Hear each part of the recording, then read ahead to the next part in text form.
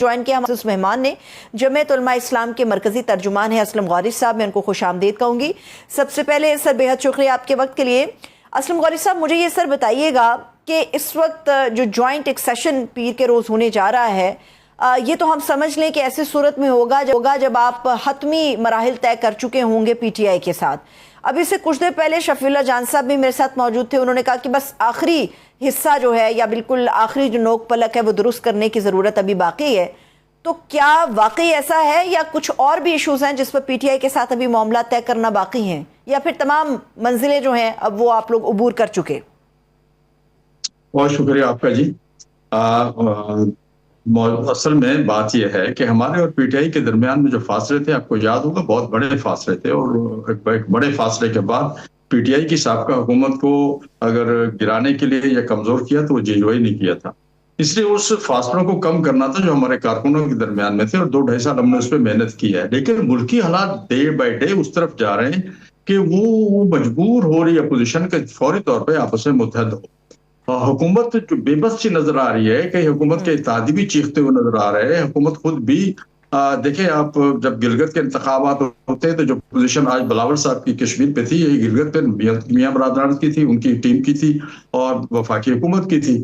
तो ये सूरत हाल इनके आपस के अंदर के मामला कहाँ है, फिर उसके बाद नए सूबों की बातगश्त सुनने में आ रही है, फिर कभी कुछ और गुफ्तगू भी ऐसी हो रही है, कभी कहते हैं 28वीं तरमीम आ गई, कभी कहते हैं 29वीं तरमीम है, कहीं NFC अवार्ड की बात हो रही है। तो ये वो बुनियादी चीजें हैं जिसकी वजह से हमें अपने जाती इख्तलाफात को दूर रख के मुल्की मुफादात को मद्देनजर रखते हुए हमें आपस में मिल बैठना चाहिए। और इस पे हम काम कर रहे थे बड़े अरसे से, और इस पे हम अब कब तक कामयाब हुए हैं। रात की प्रेस कॉन्फ्रेंस आपने देखी, उसके बाद अपोजिशन पार्लियामेंट के अंदर एक मुत्तहिदा और मजबूत अपोजिशन की हैसियत से सामने आई। उसमें आज के सही साहब जैसे पुराने पार्लियामेंटेरियंस हो गए, मौलाना फजल रहमान साहब भी पुराने पार्लियामेंटेरियंस हैं। तो मैं समझता हूँ इस मुल्क के लिए एक बेहतरी की उम्मीद पैदा हुई, जो हुकूमत को भी जो है सीधे रास्ते पे चलाने के लिए एक हमारी कोशिश होगी। बाकी रही बात कि इसको आगे बिल्कुल हम बढ़ रहे हैं, बिल्कुल तेजी से बढ़ रहे हैं। जी। तो मैं आपके उस जुमले की तरफ आ रहा हूँ जो शफीजान साहब ने कहा, बिल्कुल हम उस पर बातचीत कर रहे हैं, और वाकई इसमें कोई इतनी बड़ी बात नहीं है। वो चीजें जिसकी वजह से हमें PTI के खिलाफ हमें हुकूमत में तारीख चलानी पड़ी, और जिसका फायदा दूसरों ने भी उठाया, हम वो चीजों को हम चाहते हैं कि आपस में बैठ के हम जरा उसको दूर कर लें। और वो मेरा ख्याल इतनी बड़ी बातें नहीं है जो PTI को नाकाबिले कबूल हो, वो हो जाएंगी। और ये हम जितनी तेजी से आगे की तरफ बढ़ रहे हैं, मैं समझता हूँ बहुत जल्द हम इकट्ठे रोडों पर भी नजर आएंगे आपको। अच्छा, ठीक है, यानी कि ये तय कर लिया गया है कि सड़क के ऊपर भी जो दमादम मस्कल अंदर सियासी लिहाज से होगा, उसमें मौलाना फजलुर रहमान साहब का जो साथ है वो पाकिस्तान तहरीक इंसाफ को हासिल होगा। ये जो मुल्क बेहतरी की आपने बात की असलम गौरी साहब, ये बेहतरी किस तरह से होगी? आप इस निज़ाम की इस्लाह करेंगे या फिर जो निज़ाम कोलैप्स की बातें थी उस निज़ाम को मजीद पलटाने के साथ ही मुल्क को बेहतरी की तरफ लेकर जाएंगे? सोच क्या है आपकी, मौलाना फजलुर रहमान साहब की, PTI की, कि आप उल्टाएंगे या फिर इसकी इस्लाह की तरफ जाएंगे? देखिए, इस्लाह के काबिल तो है नहीं, क्योंकि वो हुकूमत का एक मजबूत तरीन वजीर खुद कह रहा है कोलैप्स हो गया, तो जमीन बोस हो गया है। अब तो इस्लाह की जरूरत तो वहां होती है जो चीज जिसको काबिल रिपेयर हो, या ठीक है इसको संभाला जाए, बचाया जाए। जब वो खुद हुकूमत ही कह रही है ये कोलैप्स हो गया, तो फिर आप और मैं कौन होते हैं उसको ठीक करने वाले? पहली बात तो ये हो।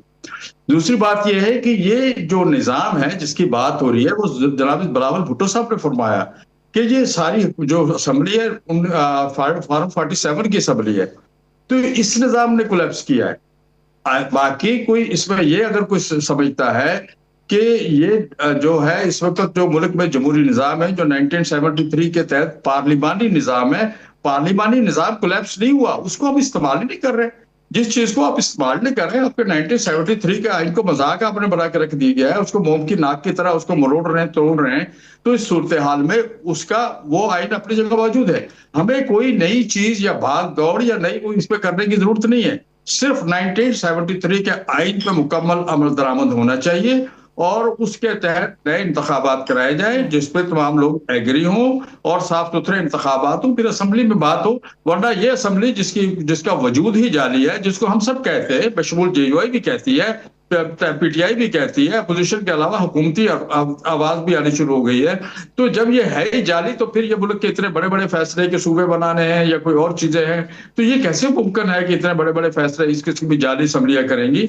और इसलिए नए इंतखाबात की तरफ आपको बढ़ना होगा, और नई असम्बली है फिर उसके सामने रखा जाए, एनएफसी वार्ड का मसला है या जो भी मसले है फिर उसके सामने रखे जाए। अदरवाइज इस असम्बली की हैसियत ही नहीं है, और ये वाकई कोलैप्स हो चुका है। ये निजाम जो बनाया गया था, जिसको हम हाइब्रिड निजाम कहते हैं, आप भी कहते हैं, हम भी कहते हैं, सब कहते हैं कि एक हाइब्रिड निजाम है, तो हाइब्रिड निजाम तो खत्म हो चुका है, वो कोलैप्स हो गया, क्योंकि उसके बेनिफिशियरी गवर्नमेंट खुद तस्लीम करती है कि ये एक हाइब्रिड निजाम है और वो इस हाइब्रिड निजाम का हिस्सा है और वो खुश है इस हाइब्रिड निजाम से। ये तो हुकूमती वज़रा के ऑन रिकॉर्ड सारे बयानात हैं, जिसमें ख्वाजा आसिफ साहब का स्टेटमेंट सबसे ऊपर आता है कि जी हाइब्रिड रिजीम है और हम सारे खुश हैं इसके अंदर।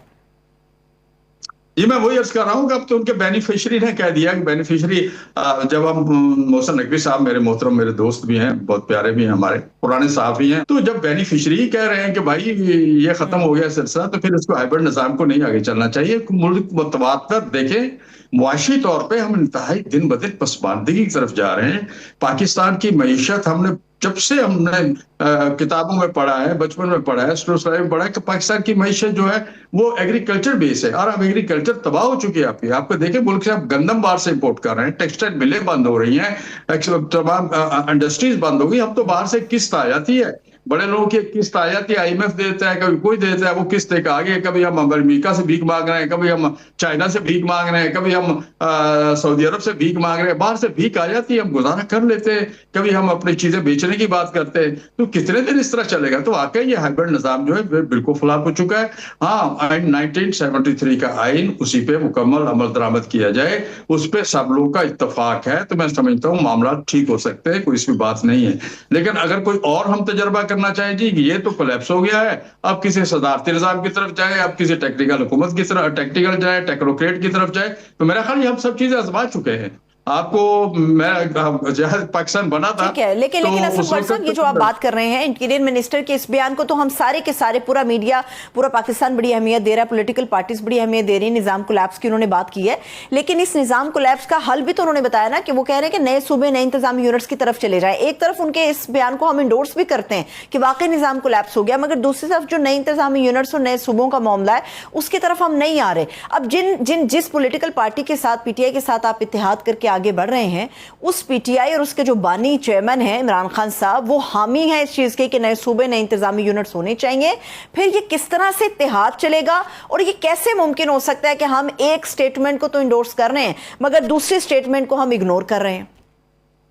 पहली बात तो ये कि मोहसिन नकवी साहब ने तो ये बात कही है, लेकिन क्या हुकूमत भी कह रही है? क्या मुस्लिम लीग कह रही है? वज़ीर आज़म कह रहा है कि सूबे बनने चाहिए? क्या आपको बिलावल भुट्टो साहब कह रहे हैं सूबे बनने चाहिए? जब पार्लियामेंट नहीं जा रही, पार्लियामेंट में ये डिबेट आई नहीं है, पार्लियामेंट में ये आया ही नहीं है फार्मूला, तो फिर उस तरह हम किस तरह कहें कि सूबे बनने जा रहे हैं? तो ये तो कहीं और से आ रहा है ना, इस तरह की बातें। देखिए, मैं वही कह रहा हूँ, जब तक हम पार्लियामेंट को स्ट्रेंथन नहीं करेंगे, उसको मजबूत नहीं करेंगे, फैसले पार्लियामेंट खुद पे नहीं करेगी, हम कैसे समझे? अब बावजूद देखें इस वक्त सूरत हाल क्या है, आपको हम जो मौजूदा 4 या 5 या 6 सूबे चल रहे हैं, उनके अंदर क्या सूरत हाल है? उनके अखराजात तो हमसे पूरे नहीं होते, बाहर से भीख मांग मांग के हम मुल्क चला रहे हैं, और आप जाके 30-32 सूबे बनाएंगे, उनकी कबीना भी होंगी, उनकी असम्बलियां भी होंगी, उनके मिनिस्टर भी होंगे, उनके चीफ मिनिस्टर भी होगा, उनके गवर्नर भी होंगे, उनके सेक्रेटरीज भी होंगे। इतना बड़ा बोझ उठा लेंगे आप, या आप इस बोझ के नीचे दब जाएंगे? इतने मैं समझता हूँ ये फार्मूला बगैर किसी तहकीक के, बगैर किसी तजवीज़, अचानक किसी ने डाल दिया है, और उसमें फार्मूले पे एक बहस मुबासा शुरू हो गया है। और जिनको लाना चाहिए, हुकूमत को लाना चाहिए, कौम को बताए कि इसका फायदे क्या है। सिर्फ ये मीडिया पे कह देना है कि सूबे बनने चाहिए, उससे फायदा होगा, फिर क्या फायदा होगा? कौम को बताया तुझे फायदा क्या होगा?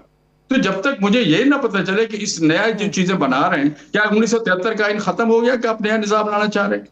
तो मैं समझता हूँ ये चीजें इस मुनासिब नहीं है। इस वक्त जिस मुल्क में हमें सबको एक होना पड़ेगा, मुल्क को इस मुश्किल से निकालना पड़ेगा। जब हमारी माली पोजीशन अच्छी होगी, माशी पोजीशन अच्छी होगी, इन चीजों पे गौर खोज किया जा सकता है। लेकिन कबल उस वक्त इस तरह की चीजें करके मुझे तो ऐसा लगता है कि बिहाइंड द सीन कुछ और है, और कौम की तवज्जो किसी और तरफ लगा के इसके पीछे कुछ और किया जा रहा है। तो मुझे तो बिहाइंड द सीन कोई और चीज नजर आ रही, सूबे वूबे तो कोई चीज नजर नहीं आ रही मुझे कहीं बनते हुए। सही है, ठीक है। लेकिन सर एक और भी बड़ी तनकीद हो रही है ना कि पार्लियामेंट के फोरम के ऊपर अभी 28वीं की बाज़गश चल रही है और मुमकिन है कि वो सडन उसी तरह से आ जाएगी जैसे 26वीं आई 27वीं आई, मगर पार्लियामेंट के फोरम के ऊपर ना 26वीं को डिस्कस किया गया ना 27वीं को डिस्कस किया। उस वक्त भी यही मौलाना फजलुर रहमान सर और आपकी यही पार्टी थी। आज आप पार्लियामेंट के अंदर डिबेट की बात करते हैं, बहुत अच्छी बात है, बिल्कुल पार्लियामेंट का ही मुजव्वज़ा फोरम है जहां पे डिबेट होनी चाहिए, मगर उस वक्त भी कौम को एतमाद में नहीं लिया गया था और आज ये समझा जा रहा है कि 26वीं एक बोझ थी, 27वीं एक बोझ है और उसके ऊपर जो एक और बोझ आएगा वो 28वीं की सूरत में आएगा। और यही मोहसिन नकवी साहब कह रहे हैं कि 28वीं ज्यादा स्मूथली तरीके से पास ऑन भी हो जाएगी, सब अल्लाह खैर सल्ला हो जाएगा। तो इन चीजों को देखें ना, माजी के पीछे भी तो कुछ ऐसे काम हो गए कि आगे वाली चीजों के लिए रास्ते हमवार हो गए और इसके अंदर सारी पॉलिटिकल पार्टियों ने अपना किरदार अदा किया था। देखिए 26वीं तरमीम के हवाले से तो आप ये नहीं कह सकते, उस वक्त हम सब लोग बैठे थे, पीटीआई भी थी, हम सब लोग थे, हम सब लोगों ने बैठ के पूरे मसौदे पे एक एक चीज पे गौर लेकिन सर पार्लियामेंट के अंदर उसको डिस्कस नहीं किया गया था, पार्लियामेंट के अंदर डिस्कस नहीं किया गया था उसको। मेरी बात सुन लीजिए। 52 क्लासेस में से हमने तकरीबन कुछ 26 क्लासेस उनकी एक्सेप्ट की थी, बाकी सारी उनकी डिलीट करवाई थी। तो वो तो एक सियासी जमातों ने बैठ के मामला तय किया था और अपने अपनी पार्लिमानी पार्टियों में तय किया था। हमारी अपनी पार्लिमानी पार्टी है, पीटीआई की अपनी पार्लिमानी पार्टी है, हर पार्टी ने वो उसको अपने अपने पार्टियों के अंदर तय किया था। ये ठीक है, आप कह रहे हैं कि जिस तरह असेंबली में डिबेट होनी चाहिए वो नहीं हुई, लेकिन उसको कम से कम पार्टियों ने उसे ऑन किया था और हमने अपने मेंबरान असेंबली के साथ, मैं खुद उस इजलास में बैठा था जिसमें हमारे सेनेट और कौमी असेंबली के मेंबरान बैठे थे, हमने उसको अपनी पार्लिमानी पार्टी में उसको पास किया था। बाकी जो बात आप कह रही हैं कि इस तरह की तरमीम में जो 27वीं आ गई बाजू मरोड़ के और 28वीं शायद नाक मरोड़ के आ जाए, तो मैं एक अर्ज कर दूं आपको कि इस तरह की तरमीमें आती रहती है। आपको याद होगा 18वीं तरमीम से कबल जितनी भी तरमीमें आई थी और बहुत सारी तरमीमें 18वीं तरमीम में इन्हीं सियासतदानों ने बैठ के उसको सबको ठीक किया था निजाम। तो 28 के बाद जितनी मर्जी बना रहे, आज नहीं कल, कल नहीं परसों, इस तरह की तरमीम को वापस जाना होता है और 1973 के आइन की रूह के खिलाफ जो जो चीजें हो रही है वो सब चीजें वापस आपको आज नहीं कल, कल नहीं परसों, हमेशा एक ही हाल नहीं रहेगा और कभी न कभी तो सियासतदानों के भी दिन आ जाते हैं, जैसे पिछली दफा आए थे और साल बैठ के सब लोगों ने 1 साल से ज्यादा टाइम बैठे और बैठ के पूरे आइन को रिलीज चेक किया और आप 18वीं तरमीम के जरिए उसका जो हुलिया बिगाड़ा गया था उसको दोबारा बहाल किया। तो मैं समझता हूँ इस तरह की चीजें अगर कोई करेगा तो वो आर्जी होगी, टेम्परेरी होगी, वो फ्यूचर को उसके लिए नुकसानदेह होगी। और तीसरी चीज मैं आपको एक बताऊं कि ये जो सूबे वाला मसला है ना, ये तो मुल्क में इंतशार को आप हवा देने जा रहे हैं। बहुत बड़ा सिंध में इतना बड़ा मैं इंतशार देख रहा हूं कि आप सोच नहीं सकते। अब बलूचिस्तान में आपका इंतशार है, केपी में आपका इंतशार है, कश्मीर में भी कुछ हल्कों में आपके सामने सूरत, अब आप क्या सिंध में भी ये करने जा रहे हैं? तो मुझे समझ में नहीं आ रहा क्या करने जा रहे हैं। इस तरह के हालात में आप क्या समझते हैं कि ये सब कुछ हो जाएगा? बहुत मुश्किल सूरत हाल है। जो भी इस तरह की बात कर रहा है, मैं फिर वही अर्ज करूंगा, हकायक इसके बरअक्स है। मौजूदा हालात नजर नहीं आ रहे कि ये सब कुछ होगा। बिहाइंड द सीन क्या हो रहा है वो आने वाला वक्त बताएगा। खुदा करे कि जो कुछ भी हो रहा हो वो पूरम तरीके से इस मुल्क के अंदर आए और पूरी कौम के लिए वो एक अमन का पैगाम ही हो। बहुत बहुत शुक्रिया, थैंक यू सो मच। तर्जुमान जी इसलाम गौरी साहब मेरे साथ मौजूद थे।